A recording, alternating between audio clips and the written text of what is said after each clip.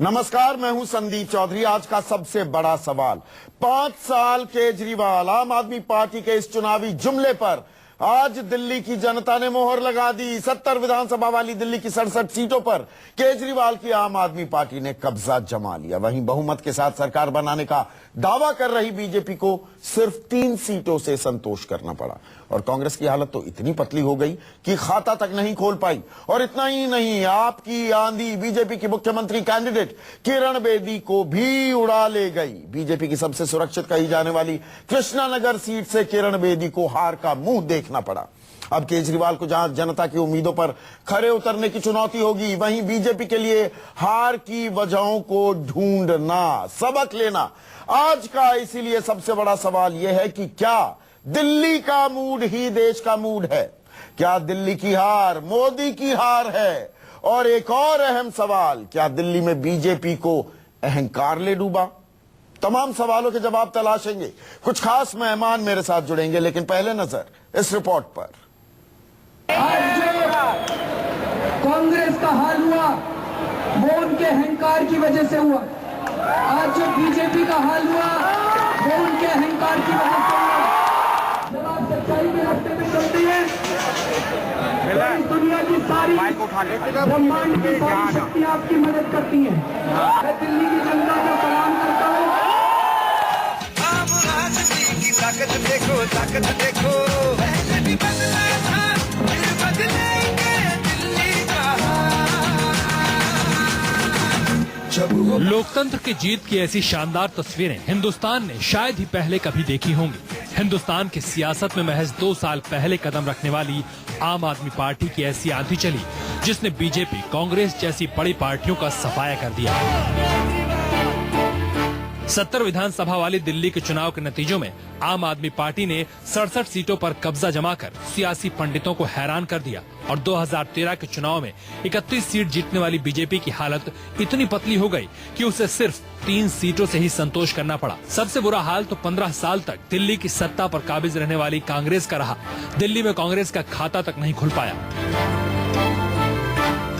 हैरानी की बात ये नहीं कि दिल्ली में आम आदमी पार्टी को इतनी जबरदस्त जीत कैसे मिल गई। हैरानी की बात तो ये है कि अब तक मोदी लहर पर भरोसा करने वाली बीजेपी की हालत इतनी खस्ता कैसे हो गई। आखिर ऐसा क्या हुआ कि देश के मूड को दिल्ली का मूड बताने वाली बीजेपी दिल्ली के मूड को नहीं समझ पाई। हवा का रुख साफ है। पूर्ण बहुमत के साथ भारतीय जनता पार्टी की सरकार बनने वाली है। अगर दिल्ली के नतीजे ही देश का मूड है तो आने वाले दिनों में बिहार, बंगाल बीजेपी के लिए बड़ी चुनौती साबित होंगे। हैरानी की बात यह है कि बीजेपी की सीएम पद की उम्मीदवार किरण बेदी कृष्णानगर से अपनी सीट भी नहीं बचा पाई। मोदी युग की सबसे बड़ी हार पर बीजेपी में चिंतन मंथन का दौर शुरू हो गया है। किरण बेदी और दिल्ली बीजेपी के अध्यक्ष सतीश उपाध्याय मीडिया के सामने आए तो हार का गम बयानों में साफ साफ दिखाई दे रहा था। Ma'am, why do you think you lost? I have not lost. The BJP, right? I haven't lost. Why has the BJP As lost? I said, I haven't lost. Okay, why do you think the BJP has I think let the BJP introspect. They are a very interesting national cadre-based party and they will assess for themselves. इस प्रकार के जो परिणाम हैं, इस प्रकार के जो नतीजे हैं, जो रिजल्ट हैं, उस पर हम विचार विमर्श निश्चित रूप से करेंगे कि कहां पर हमसे गलती हुई है और कहां इसको ठीक करना चाहिए था।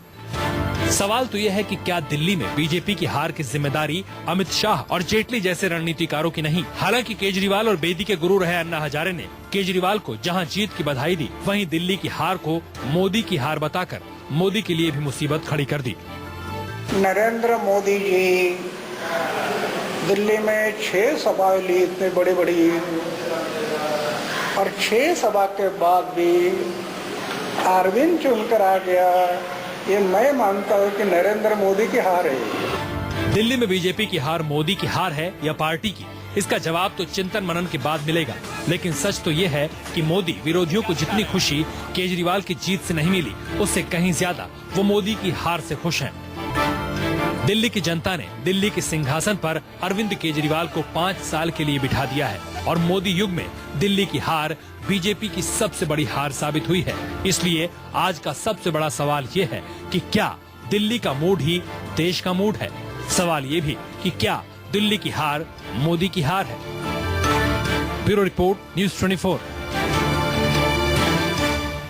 अब इन सवालों के जवाब तो हम तलाशेंगे, लेकिन इस बीच आपको बता दें कि दिल्ली में ऐतिहासिक जीत से आम आदमी पार्टी के हौसले बुलंद हैं और तिलक नगर से आम आदमी पार्टी के नवनिर्वाचित विधायक जरनैल सिंह ने न्यूज़ 24 से खास बातचीत में कहा कि पार्टी का अगला टारगेट पंजाब है, ये दिल्ली तक सीमित नहीं रहने वाली है। जीत गूंज कहां-कहां सुनाई देगी, उसकी बानगी भी हमें देखने को मिल रही है। सुनिए। साल पहले तक जरनैल सिंह जो आम आदमी पार्टी के विधायक है, मेरे पीछे जो बिल्डिंग है इसमें बतौर पत्रकार नौकरी करने आया करते थे और आज विधायक दल की बैठक में आम आदमी पार्टी के तौर पर यही ठीक सामने कॉन्स्टिट्यूशन क्लब में शिरकत करने आए। जरनैल सिंह जी, सबसे पहली बात तो मैं ये भी बता दूं कि दिल्ली के सबसे रईस उम्मीदवार मनजिंदर सिंह सिरसा जो अकाली दल से हैं, उनको हराने का काम जरनैल सिंह ने किया है। मैं आपके क्षेत्र में गया भी था जी। तो ये कैसे हो गया? देखिए क्या है कि लोग जो है दुखी थे। जो मनजिंदर सिंह सिरसा जी हैं, अकाली दल की जो पॉलिटिक्स है वो सिर्फ शराब बांटने, पैसा बांटने, कुकर बांटने, कंबल बांटने पे लगी हुई है और एक गंदी राजनीति है और लोगों ने उस राजनीति को नकार दिया। इस जीत के बहुत बड़े मायने हैं। अकाली दल 84 को लेकर भी बड़ी राजनीति करता रहा है, लेकिन उन्हीं के गढ़ के अंदर जरनैल सिंह ने उनको मात दी है और इसका मतलब साफ है, एक ही तराजू था जो यहाँ लड़ रहा था, 4 थी, उनके बाद 3 कमल पे थे। तो यानी इसका मतलब ये है कि पंजाब की तैयारी है अगली हमारी। जरनैल सिंह, आप हमेशा ये बात कहते हैं, इसका मतलब है अगला टारगेट आम आदमी पार्टी का पंजाबी है, जहाँ से बिल्कुल साहब, मैं यहाँ से फारिग होते ही पंजाब लग जाएंगे। बिल्कुल पंजाब निपटा के रहेंगे इनको। पंजाब क्योंकि इन्होंने बर्बाद कर दिया, इसलिए नहीं कि किसी पार्टी से हमें कोई वो है, लेकिन पंजाब में 70% युवा नशे कर रहे हैं, करप्शन है, नौकरियां नहीं है, बेरोजगारी बढ़ चुकी है, पानी गंदा हो चुका है, किसान मर रहे हैं, कुछ नहीं हो रहा। तो लोग चाहते हैं कि साफ सुथरी अच्छी सरकार, और वो आम आदमी पार्टी पर विश्वास कर रहे हैं। यहाँ तो कम, वहाँ पे तो हलवाइयों की दुकान से मिठाइयाँ गायब हो गई, इतने लोग खुशी मना रहे हैं। तो ये थे जरनैल सिंह जिन्होंने बड़ी बात कही है कि दिल्ली के फतह करने के बाद अब आम आदमी पार्टी का अगला निशाना पंजाब होगा। कैमरामैन दीपक शर्मा के साथ राजीव रंजन, न्यूज़ 24, दिल्ली। और दिल्ली के कॉन्स्टिट्यूशन क्लब में विधायक दल की बैठक पूरी हो चुकी है। विधायक दल का नेता चुन लिया गया है अरविंद केजरीवाल को, और अरविंद केजरीवाल अब उपराज्यपाल लेफ्टिनेंट गवर्नर नजीब जंग के घर उनसे मिलने के लिए पहुंचने ही वाले हैं। कुछ ही देर में उपराज्यपाल नजीब जंग से मुलाकात करेंगे केजरीवाल। 14 तारीख मुकर्रर की गई है। रामलीला मैदान में शपथ लेने वाले हैं अरविंद केजरीवाल, और दिलचस्प संयोग है ये कि पिछले साल 14 फरवरी की तारीख को ही उन्होंने इस्तीफा भी दिया था, ठीक 1 साल बाद, और इस बार बम्पर बहुमत के साथ। ये जो कहते हैं ना कि भगवान जब देता है छप्पर फाड़ के देता है, वो छप्पर फाड़ जो बहुमत है उसके साथ शपथ लेने वाले हैं अरविंद केजरीवाल 14 तारीख को रामलीला मैदान से। और मेरे साथ मेरे सहयोगी प्रशांत देव जुड़े हुए हैं। इन्होंने दिल्ली के पुलिस कमिश्नर बस्सी साहब से भी इंटरव्यू किया है। वो कह रहे हैं हम Z+ सिक्योरिटी देंगे। हालांकि मैंने जो बात की है अरविंद केजरीवाल के सहयोगियों से, खास कुमार विश्वास से, उनका ये कहना है कि नहीं, वो सुरक्षा घेरा तो ठीक है, Z+ सिक्योरिटी का तामझाम अरविंद केजरीवाल नहीं लेने वाले हैं। लेकिन फिलहाल प्रशांत, कितनी देर में उपराज्यपाल निवास पहुंचने वाले हैं अरविंद केजरीवाल? देखिए, अरविंद केजरीवाल बिल्कुल पहुंच चुके हैं और जैसे कि बात कही जा रही कि वो अपना दावा पेश करेंगे, बताएंगे कि ये हमारे पास इतनी संख्या है, और उनको जो है जो एक औपचारिकता है वो वहाँ पे करेंगे। और माना जा रहा है इस तरह से तैयारी शुरू कर दी है LG ऑफिस ने और दिल्ली पुलिस ने कि 14 तारीख को ही उनको शपथ दिलाई जाएगी बतौर मुख्यमंत्री। तो उपराज्यपाल नजीब जंग से मिल रहे हैं अरविंद केजरीवाल। ये महज एक औपचारिकता है, अब इसमें कोई खेल या कोई हम न्यूज पॉइंट देखने लगे। ये एक जो सिलसिला होता है मुलाकातों का, वो कल राजनाथ सिंह से, विदेश के गृह मंत्री से दोपहर 3:30 बजे मिलने वाले हैं। उसके बाद प्रधानमंत्री ने उन्हें फोन पर बधाई दे ही दी है। चाय पर चर्चा भी उनकी होने वाली है। चाय पर चर्चा के साथ क्या मन की बात भी होगी, ये भी एक अहम सवाल है। आम आदमी पार्टी मन की बात के लिए तैयार है कि प्रधानमंत्री तैयार हो जाएं, अरविंद केजरीवाल तैयार है मन की बात करने के लिए भी। राष्ट्रपति से भी मुलाकात होगी। लेकिन आज की जो बड़ी खबर है, 67 सीटें जो जीती हैं आम आदमी पार्टी ने, खुद उनको उम्मीद नहीं थी, वो ऐसा आंकड़ा सपनों में भी नहीं सोच सकते थे। ये बात बड़ी साफ गोई से आम आदमी पार्टी भी मानने को तैयार है। मेरे साथ वरिष्ठ पत्रकार उर्मिलेश हैं, साथ ही साथ कांग्रेस की युवा चेहरा तेज तर्रार प्रवक्ता रागिनी नायक मेरे साथ हैं। बीजेपी और आम आदमी पार्टी के नेता भी अभी जुड़ने वाले हैं। लेकिन उर्मिलेश, ये जबरदस्त मैंडेट, इसकी कल्पना भी मेरे ख्याल से किसी ने नहीं की होगी। अगर 7 तारीख को एग्जिट पोल में, तथाकथित उन बाजारू पोल्स में अगर ये कह दिया गया होता कि 67 और 3 आने वाली है, तो शायद बीजेपी के प्रवक्ता कपड़े उतारने, कपड़े फाड़ने पर तैयार हो जाते। उस वक्त तो मुझे लगता है कि आम आदमी पार्टी का भी कोई प्रवक्ता कहता कि हमें 67 सीट आएगी, तो लोग कहते यार अपनी जगह हसाई क्यों कर रहे हो। हाँ, और ठीक लगा लो। बिल्कुल। और हम सब लोग, कोई नहीं मान रहा था कि ऐसी जीत होगी। हम सब मानते थे, लगभग बहुत सारे पत्रकार मानते थे मेरी तरह, कि आम आदमी पार्टी को बम्पर सपोर्ट मिल रहा है। ये सब तो हम लोग मानते थे। हम लोग ये भी कहते थे कि साहब सारे गरीब एक तरफ हो गए हैं और अमीरों का एक तबका बीजेपी की तरफ अभी भारतीय इतिहास में, दर्शकों को अगर मैं समझाऊं, भारतीय इतिहास में किसी भी चुनाव में किसी भी पार्टी को 54% वोट नहीं मिला। हाँ, नहीं, एक जगह है, आपको अगर मैं थोड़ा याद दिलाऊं, सिक्किम विधानसभा। सिक्किम विधानसभा में एसडीएफ को, जो सिक्किम डेमोक्रेटिक फ्रंट है, उसको जितनी सीटें हैं विधानसभा में वो सारी की सारी मिल गई। मैं वोट परसेंटेज की बात कर रहा हूं। वो तो अब तो उसमें वोट परसेंटेज बहुत हो गया, सारा का सारा हो गया। तो कुल मिलाकर वहां पर 54% वोट बैंक, बहुत बड़ा समर्थन, लगभग 20% का अंतर आम आदमी पार्टी और बीजेपी के वोट। राष्ट्रीय राजधानी क्षेत्र में तो ये पहली दफा घटना घटी है। और दूसरी बात, इस जीत का एक बहुत सिग्निफिकेंट जो पॉइंट है कि राष्ट्रीय दल कांग्रेस पार्टी, जिसकी प्रतिनिधि हमारे रागिनी नायक यहाँ मौजूद हैं, और उनको बहुत परेशानी होगी अपनी हार की व्याख्या करने में, लेकिन वो 0 पर पहुंच गई। उसके दिग्गज राष्ट्रीय नेता, महासचिव राहुल गांधी के मुख्य एडवाइजर कहे जाने वाले अजय माकन, पता नहीं शायद उनकी जमानत जब्त हुई है, आप मुझे वेरीफाई करेंगे। तो ये क्या सबब है, ये क्या बताता है? ये साधारण चुनाव नहीं है, ये तो लगा जैसे तूफान है, जिस तूफान के बारे में पर ये ऐसा अंडरकरंट। देखिए, नरेंद्र मोदी ने अपनी पर्सनल रेपुटेशन एट स्टेक रखी। जो दिल्ली चाहता है वो देश चाहता है। प्रधानमंत्री ने एजेंडा सेट किया है।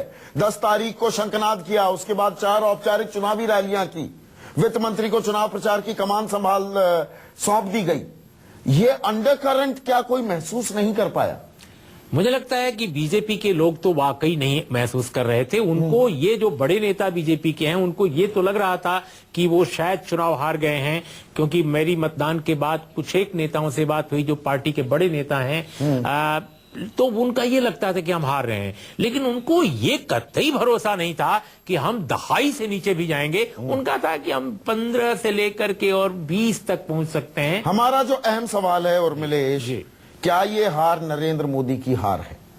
देखिए, क्योंकि मैं ये सवाल इसलिए पूछ रहा हूं, तलखी में किरण बेदी ने तो कह दिया, no it's not my defeat, it's the party defeat, और वो दे करके बोलने लगी मानो वो पार्टी का हिस्सा नहीं है। जिस पार्टी ने मुख्यमंत्री पद का उम्मीदवार बनाया, they will introspect. What do you mean by they will introspect? We will introspect. देखिए, इसके लिए भी भारतीय जनता पार्टी जिम्मेदार है। जिसको वो मुख्यमंत्री का चेहरा बना रही है, उस पार्टी ने बनाया, वह इतनी और राजनीतिक हैं कि मुख्यमंत्री की दावेदार होने के बाद वो कह रही है कि मैं क्या जानूं, पार्टी जाने। नहीं उर्मिलेश, मेरा सवाल सीधा ये है, क्या आप जानते नहीं थे कि किरण बेदी कौन है? एग्जैक्टली। और वो क्या कहेंगी या क्या करने वाली हैं? जिम्मेदारी, प्राथमिक जिम्मेदारी किसकी है? क्या नरेंद्र मोदी और अमित शाह की जिम्मेदारी? संदीप, मैं किरण बेदी का पूरा सम्मान करते हुए कह रहा हूं, वो अच्छी ब्यूरोक्रेट रही हैं, लेकिन मैं जिस घर में रहता हूं, मेरी धर्मपत्नी बिल्कुल और राजनीतिक हैं, सिर्फ अखबार पढ़ती हैं। एक दिन उन्होंने बड़े मन से कहा और बड़े दिलचस्प ढंग से कहा, भाई किरण बेदी को मैं आजकल देख रही हूं, मुझे लगता है कि जब भी वो मुंह खोलती हैं तो 5000 वोट उनका गिर जाता है, कम हो जाता है। तो मुझे बड़ा आश्चर्य हुआ कि मेरी धर्मपत्नी जो स्वयं एक महिला है, एक महिला मुख्यमंत्री पद के दावेदार के बारे में ऐसा क्यों कह रही है। तो जब एक और राजनीतिक किस्म के व्यक्ति का ये ऑब्जर्वेशन है, तो आप कल्पना कीजिए कि भारतीय जनता पार्टी ने जिसको मुख्यमंत्री पद का चेहरा बनाया, वो कितनी बड़ी उसकी राजनीतिक नासमझी थी उस पार्टी की। ये किरण बेदी की नहीं है, ये तो पार्टी की राजनीतिक नासमझी है। मतलब कि ये जैसे नरेंद्र मोदी, अमित शाह और अरुण जेटली, मैं सीधा अब नाम लेकर आपसे ये जानना चाहता हूं, उन्होंने रणनीतिक चूक की क्या? देखिए संदीप, कई बार मैं ये तो नहीं कहूंगा कि ये अज्ञानी लोग हैं, बहुत ज्ञानी लोग हैं। और अमित शाह जी और नरेंद्र मोदी जी कभी चुनाव हारे नहीं कोई। आई मीन माना जाता है कि जिस चुनाव पर भी उन्होंने हाथ लगाया, जिसका भी उन्होंने संचालन किया, वो सारी के सारे चुनाव जीतते गए। लेकिन नहीं, चुनाव में देखिए कोई हारेगा कोई जीतेगा। हाँ। जब जीत होती है हम सेहरा भी बांधते हैं, हम बम बम करते हैं, बल्ले बल्ले करते हैं, तालियां बजाते हैं। लेकिन यहां पर 3 का आंकड़ा, 4 का आंकड़ा रह गया था, 4 सीटें कम थी बहुमत से।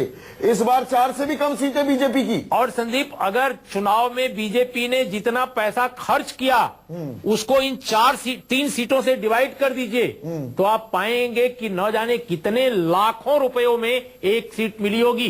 मैं करोड़ पता नहीं कह पा रहा हूं कि नहीं ठीक से, हो सकता है करोड़ भी कह दूं तो कोई आशा नहीं, लेकिन मेरे पास कोई फैक्ट्स नहीं है, कोई इसलिए नहीं बोल पा रहा हूं। लेकिन बहुत अकूत पैसा खर्च किया है बीजेपी ने इस चुनाव में, और तब जाकर उसको ये 3 सीटें मिली है। तो ये हार जो आप सवाल कर रहे हैं, मैं साफ साफ कहूंगा कि ये हार बीजेपी की नीतियों की हार है। केंद्र सरकार ने जिस तरह सपने दिखाए, और सपनों से जो मोहभंग हुआ लोगों का, गरीबों का, आम लोगों का। और अब तो मैं ये भी कहूंगा, जो पहले आपके स्टूडियो में नहीं कह पा रहा था, कि अमीरों के भी एक तबके ने बीजेपी को वोट नहीं दिया, क्योंकि 14% वोट के वोट कम हुए हैं 46 से वो लोकसभा चुनाव के मुकाबले।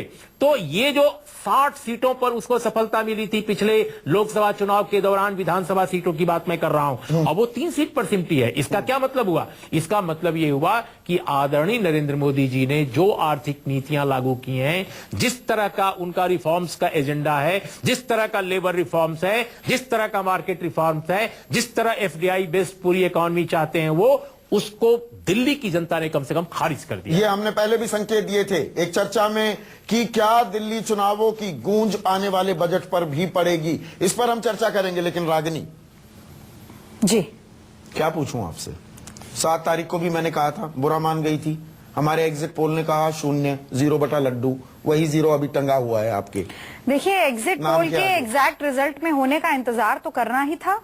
अगर आप ये कहें कि नतीजे आने से पहले मैं हार स्वीकार लूं, तो ये तो ना मेरी फितरत है, ना मेरी पार्टी की फितरत है। और आप आगे भी अगर इसी तरीके का कोई समीकरण दिखाएंगे, तो जब तक जनादेश स्पष्ट नहीं होगा, मैं हार कतई स्वीकार नहीं करूंगी।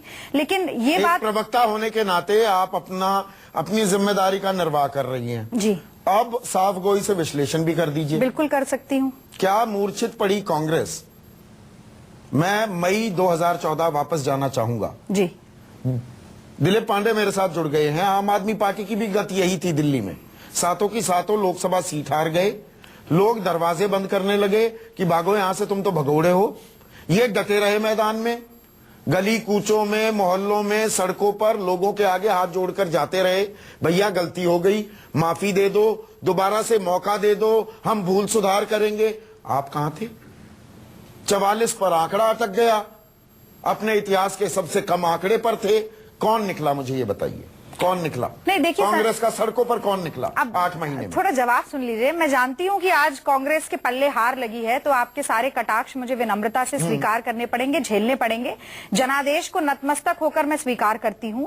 और मैं ये भी कहना चाहूंगी कि हार हमेशा कमियों की तरफ इशारा करती है, और अपनी कमियां स्वीकारने में मुझे कोई परहेज नहीं है। कांग्रेस पार्टी से गलतियां हुई, कांग्रेस पार्टी का लोगों के साथ डिस्कनेक्ट हुआ। जो एक साथ मेरी सिंपथीज आपके साथ हैं। You are defending the indefensible. बड़े नेता 2 बार आते हैं, रोड शो करते हैं और कमरों में जाकर सवाल 40 सेकंड का था। मेरा जवाब 20 सेकंड का नहीं हो सकता। थोड़ा सा मुझे समय दीजिए। और मैं ये भी मानती हूं कि आज कांग्रेस पार्टी के भीतर एक बड़ी चर्निंग करने का भी वक्त है। वो भी वक्त है कि हम एक नया थॉट प्रोसेस इवॉल्व करें, क्योंकि हम शायद जिस तरह से राजनीति कर रहे हैं, हम लोगों तक अपनी साफ नीयत को पहुंचा नहीं पा रहे हैं। हम अपनी उपलब्धियों को भी नहीं पहुंचा पाए। हम प्रोपोगेंडा और पॉपुलिस्ट, किसकी गलती है? हम प्रोपोगेंडा और पॉपुलिस्ट। राहुल गांधी को कौन मना कर रहा था? राहुल गांधी को किसने मना किया कि सड़कों पर आओ? की राजनीति चाहिए है। राहुल गांधी को जहां किसने तक आप- मना किया? जहां तक आप नेतृत्व की बात करते हैं, मुझे तो याद नहीं कि कभी भी केंद्रीय या क्षेत्रीय नेतृत्व ने मना किया हो उत्तरदायित्व निभाने से या कहने से कि हम जिम्मेदारी नहीं ले रहे हैं। आज देखिए, अजय माकन जी ने इस्तीफा दिया है, अरविंदर सिंह लवली जी ने भी वो प्रस्तुत किया है, और मुझे लगता है कि यही से इस पर केंद्रीय नेतृत्व कोई न कोई निर्णय लेगा। हम पूरी तरह से संयत होकर न सिर्फ गिरेबान में झांककर आत्ममंथन करेंगे, बल्कि स्थित प्रज्ञ होकर दिल्ली की जनता और देश की जनता के दिल में वापस जगह बनाने की कोशिश करेंगे। दिलीप पांडे मेरे साथ जुड़ चुके हैं आम आदमी पार्टी के, और कम से कम अब आप शाम, गला मेरे ख्याल से ठीक हो गया है दिलीप, अब मफलर नहीं दिख रहा है। दिन में सब आप मफलर लगाकर घूम रहे थे, अब तो मफलर की जरूरत नहीं, 67 सीटों की गर्मी होगी। गर्म पानी पी के आ रहा हूँ। आपका आदेश जब हुआ तो मैंने उस समय मफलर त्याग दिया।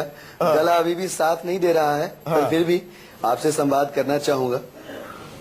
अब जिम्मेदारी का एहसास भी हो रहा है क्या? ये अनप्रेसिडेंटेड मैंडेट है दिलीप। देखिए 67 सीटें, अब कोई बैसाखी की जरूरत नहीं, अब आप आरोप नहीं लगा सकते लोग हमें काम नहीं करने दे रहे, तोड़ रहे हैं, मरोड़ रहे हैं, तलवार लटक रही है, फलाना हो रहा है, दिखड़ा। अब कुछ नहीं, दिल्ली ने कह दिया भैया करके दिखाओ जो कह रहे थे। बिल्कुल सही बात है संदीप जी। दिल्ली की जनता अपने अपने उम्मीदों की, अपने आशाओं की पोटली हमारे कंधे टांग दी है और आदेश दिया है कि 49 दिनों में जो तुम नहीं कर पाए, जिन कारणों से नहीं कर पाए, आओ हम वो सारे कारण अपने जनमत से जनादेश से खत्म करते हैं। अब तुम्हारे पास पूरी आजादी है, पूरा बहुमत है। 5 साल तक जो सपना तुमने दिखाया है, जो दिल्ली बेहतर दिल्ली बनाने का संकल्प लिया है, उस संकल्प को पूरा करो। और हम भी जनता से किए गए उन सारे वायदों को पूरा करने के लिए दृढ़ प्रतिज्ञ हैं। निश्चित ही अब जो जनादेश आया है बहुत बड़ी जिम्मेदारी के रूप में हमारे पास आया है और 49 दिनों में हमसे जो सही हुआ, जो गलत हुआ, उन सबका विश्लेषण करके और एक एक दिन ऐसा गुजरे कि दिल्ली की जनता के हक में जाए, वो उनके हित में हर दिन गुजरे, ऐसा प्रयास करते हुए हम कल से अपने काम शुरू करेंगे। और मुझे लगता है कि इससे अच्छा मौका, जो कि ऐतिहासिक क्षण है इस दिल्ली के देश की राजनीति में, ऐतिहासिक क्षण है, 54% लगभग वोटों के साथ यह प्रचंड बहुमत मिला है। यह प्रचंड बहुमत नहीं, एक बहुत बड़ी उम्मीदों की पोटली दी है हमें दिल्ली की जनता ने, जो 5 साल तक सहेज के चलनी है। उनकी आशाओं के दीपक को बचा के रखना है, उनके लिए काम करना है और हम उम्मीद है कि हम कर पाएंगे। मैं आपके भरोसे को फेस वैल्यू पर ले रहा हूं और आपको हम लगातार ट्रैक करेंगे, एक एक चीज की खबर लेंगे, उम्मीदें बढ़ाएंगे, तो निगरानी भी, निगाहें भी उतनी ही पैनी आप पर बनी रहेंगी। दिलीप पांडे, रागिनी नायक, आवश्यक भी है। जी, दिलीप पांडे, रागिनी नायक और उर्मिलेश, आपका बहुत बहुत शुक्रिया।